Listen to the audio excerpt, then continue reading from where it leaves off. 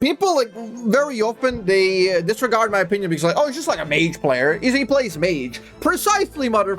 I have the experience on this. I've played mages for years. I've been playing mage bot for a decade. Like, I know how it works. I know why it works. I know what works. You have, like, one of the most diverse seasons imaginable, and now it's like, well, I want to be a purist. I want nothing but, like, attack, damage, carry being available there. I just want my jinx in the lane, you know? It's like, it's so weird. It's so awkward. Oh, Mage just bought an approach for 2616. So, TLDR, I've read this. They're kind of worried that their presence is starting to trickle down more and more, even though it's not that strong. It's not even like meta. People say it's like Mage meta. It's not really. It's still AD carry meta. It's just mages are decent champs into AD carries. But you gotta look into the things that enable the mages. It's not just the mages by themselves. It's more so about the support roam meta, catch-up experience, supports breaking the rules of the game, not engaging with the game in the regular manner, not necessarily playing for levels in the first place. For example, like Camille can sit on the top lane as level 1, wait for the wave crash, dive you, and it's worth it for her. Because the champion is so self-reliant, and that level 1 enables her to dash, stun, triple auto attack, Halo Blades, ignite, kill you. That's level 1, by the way. The TLDR, they think mages are alright in the game, but they're worried that they're gonna become more and more prevalent and become meta. The thing is that we are seeing way more stuff than mages in bot lane right now. We are seeing everything. The floodgates are completely open. We are seeing Akali bot lane, we're seeing Tylus, but like everything is pickable right now. But when we become meta, it is meta. No, it's not. I don't know if you know what meta means, what meta stands for. Anyway, let's go to the fixes. What are we doing? In 2616, we'll be making some target adjustment to these dynamics. Some examples. Straight nerfs to support roaming using already established levers. Starting at upping out of lane support gold and XP penalty from 25 to 33% until level 3 to until level 5. That's something to keep in mind. Buffs to some underpowered ADC tool, Berserker Greaves Fleet, so they're looking into fixing, like, I'm guessing sustain and movement and whatever. Buffs to ADC base MR, nerfs to MR growth, so that like a mid-game overtaking point is gonna probably be equal, but their early game is gonna be slightly better. Buffs to heal. We're also testing a variety of speculative things we'll share more later this week. Okay, I'm curious about what this is. This is like their main lever, I think, that they're leaning on, they're dealing with it, but there's a bit of a perverse outcome here that's very, very potential. This doesn't mean much or anything at all. In a way, it won't matter a lot, this. You would think that this punishes roaming, but roaming is not a thing that you do. Roaming is not a thing that you do because you have the luxury to do roaming because of overwhelming abundant levels. Is that you have to roam. Are we not worried that we might be doing a bit of the opposite here? Supports that unlock mages the most with roaming are doing precisely that by not relying on levels and default gameplay. Camille, Pike, and Bard. Bard gets his own levels. These share from lanes that they gank, and they perma gank and thus gain more value by just applying pressure on the rest of the map, not just bot lane. So it's not necessarily about the levels. This makes support selection even more skewed to such characters. Roaming is a necessity. Like, you can't play the game and be like, I'm not gonna roam because I want to be higher level. You can't do that. If the junglers indicate that the play is happening, or if there's an opportunity to be made, play has to happen, no matter what. So it's not a luxury that you do with the abundance of levels. It's just, you have to do it to participate in a game with junglers and neutral objectives. If these things exist, you have to roam. You might even make a point on the breakdowns, and I think Ellis did this, and I thought the numbers were meaningless in a way, and it's just gonna be more like a placebo, and the fact that it has this perverse effect where it skews to these characters more. It skews more towards Camille, to Bard, to these characters, because, okay, you can run a theoretical here. Imagine everybody's getting like slightly less experience and everyone's slightly lower level. Like, the people who benefit less from levels, they're gonna benefit more from it because they're just strong, self-reliant characters anyway. I think Ellis made a very good tweet on this.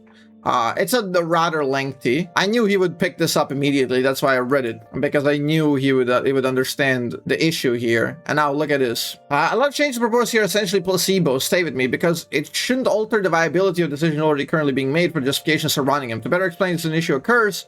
It's often just numbers appearing scarier than they are. Yeah, somebody says 50% of company, but the company had 2 people, language invoked, whatever. So he's just talking about the perception of language here. 25 to 33 is not a big deal, because we are talking about tangible, real world things. tangible experience numbers which push from one level to another. And then, like, he basically explains that this 8% is like basically nothing in the grand scheme of things. So the 8% increase, like loss being slowed down, additional 180 experience. And you pick this shit up by like sneezing in another lane by doing a roam. It's not gonna deter the roamings from roaming, or the roaming champs from roaming. So I think they're attacking this at the wrong point. And what ends up happening here, you're gonna make AD carries more robust, better at dealing with the mages. Mages are gonna kind of fall out of fashion due to more placebo, not necessarily because of the game, because the game is still going to incentivize heavy roamers, because it already does. That's how the game works. So you think pro players are gonna quit playing mages that unlock the roaming potential, like self-reliant heavy wave clear, something like Ziggs with Camille? You think that pair-up is gonna stop existing because AD carry gets a bit more sustain, or AD carry gets a bit more MR? It's irrelevant, because these things aren't what make it viable in the first place. Ziggs isn't strong because he one-shots AD carry without counterplay. Ziggs is never even gonna kill an AD carry in the first place. It's more of a tactical decision. It's a tactical choice to have that Ziggs because it can permanently wave clear. When they realize that this doesn't do anything, then they're gonna go ahead and be like, okay, let's nerf Pyke, let's nerf Camille, let's nerf Bard, only like a couple of patches down the road. And at that point, they've already like fucked up all the other supports and punishing them for like basically just existing. And they're gonna lose even more impact. So we're gonna be varying for a couple of very, very weird patches in a weird roller coaster. Nerf Camille strictly because she lost strength in top. Yeah, if you have a character that's not played... Okay, like we went over this before. If you have a character that's not played in top lane already, nobody plays Camille, okay? So it's not played in top lane, and it's meta shifting, meta defining, meta skewing in support role, okay? It essentially creates an entire new meta. You can leave it where it's like, it crushes the meta, top laners don't get to play it, or you nerf it, or better yet, even fucking change it a little bit so it's viable top lane. So the change can leave support meta kind of fixed. I don't even want to say fixed, because like, let's say kind of fixed, because she's going to leave lingering effect and people will try to replicate it on other champs with less efficiency. But top lane still remains unchanged. So like, I don't understand that argument. It's such a pointless argument. It's like, oh, this champion is already bad in the top lane. Wouldn't fixing it on support break it top lane? It's like, it's not being break. Nobody plays it. It doesn't matter. It doesn't fucking matter. It doesn't change anything. So yeah, these things need direct hands-on changes instead of these like vague rule-bending options, in my opinion. The role quest on AD carry, or bot lane role quest, I would say it benefits both mages and AD carries alike. I'd say it benefits AD carries more to get money infusion, but it benefits mages earlier. Like if mage gets to 1 item, to 2 items, those are really good mage spikes, and their mid game is a lot better, a lot more consistent. Whereas AD carry, given they get faster to the 3rd item spike, 4th, 5th, 6th, 7th, and these are mega spikes for AD carries. Mages get that slightly earlier, but AD carries get it like get a better spike from it. You never get 6 or 7 item, let's be real. Well, if you tilt in early game based off your teammate dying and crying about it and then go AFK, like you're never really gonna reach that point.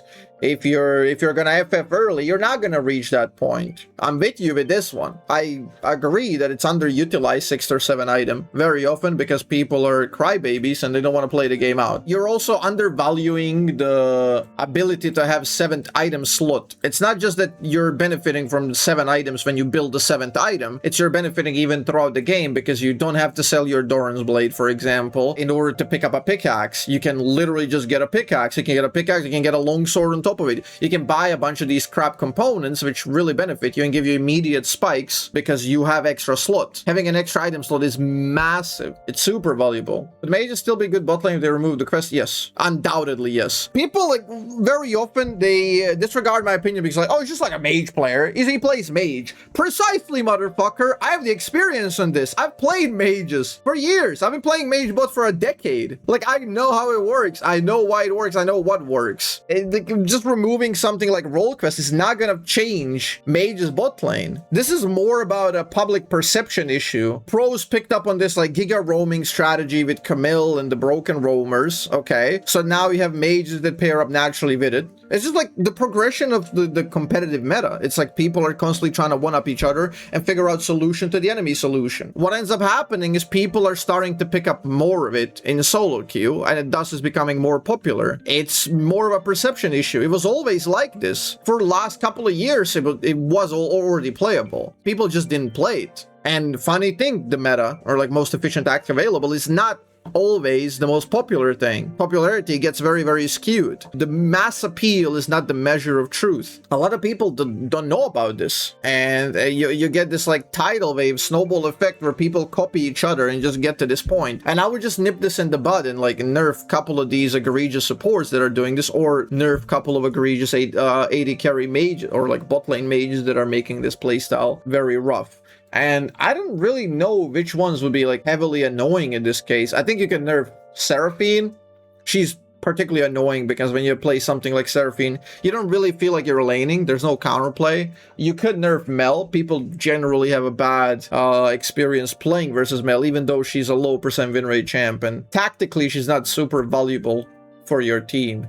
It's just that she's annoying in the lane. So those are like the egregious examples, right? You want to max the fun part and the ability for people to feel that they're playing and counterplaying something. It's really interesting to see the community like cry about how nothing changes, how the meta is stale, and they want diversity. You have like one of the most diverse seasons imaginable, and now it's like, well, I want to be a purist. I want nothing but like attack, damage, carry being available there. I just want my Jinx in the lane, you know? It's like, it's so weird. It's so awkward.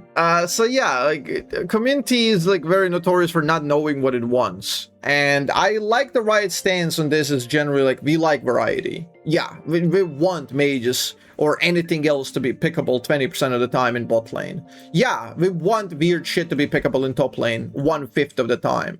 And I think that's a correct aspect, a correct way to look at this game. I think mages can 1v9 better than traditional AD carries when ahead. I always hate this phrasing. The proper phrasing there is like, do you think mages have higher impact than AD carries when ahead? And I would say no. Mages are notoriously low impact champions in the game. They just feel stronger. Take this example. You're playing versus Victor. You feel horrible. Victor is annoying to lane, especially depending on the matchup. But Victor just never impacts the game on his own. He never carries the game on his own. He needs Nautilus to set him up. He needs the jungler to set him up. You need all of these preconditions to be like lined up for him to dish out the, like on a proper front to back first target selection. Then he gets the growing gold. Then he gets all that. He needs to be enabled with the passive upgrades and everything. All of these things, like, it's very good when it works, but it only works when you have a team. Whereas a lot of AD carries can work without a team very well. But obviously AD carries are also team dependent, so it's like marginal differences we're talking about. But I would say AD carries are higher impact than mages overall. I see somebody in chat, like some dickhead typing like, cope! Like, what am I supposed to be coping about? It's like, trust me, there is no like insecurity that I need to cover with saying this. This is genuinely what it is. You can ask any people who's analytical about a game. Mages are very low impact characters. By their very nature. That's just how they are. It's not like I'm trying to reach certain like rank and I'm not. I had rank 1. I had challenger on every server I play. It doesn't fucking matter. It literally doesn't pertain to me one bit. I'm approaching this from purely interested analytical point and like a discussion about the design. Anyway, Riot is forced to make a change because people feel like the game is spiraling and they're seeing mages more and more, so they're panicking about it. It's like a big scare wave, so they have to do something.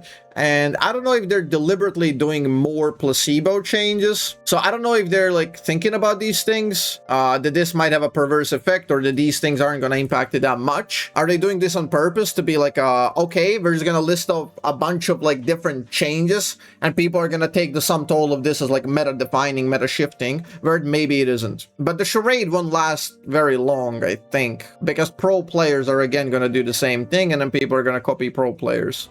If you enjoyed that video, watch this next. Also, majority of our content comes from our direct live streams, which happen almost daily, so consider joining those and being part of the community live. Appreciate all of your support.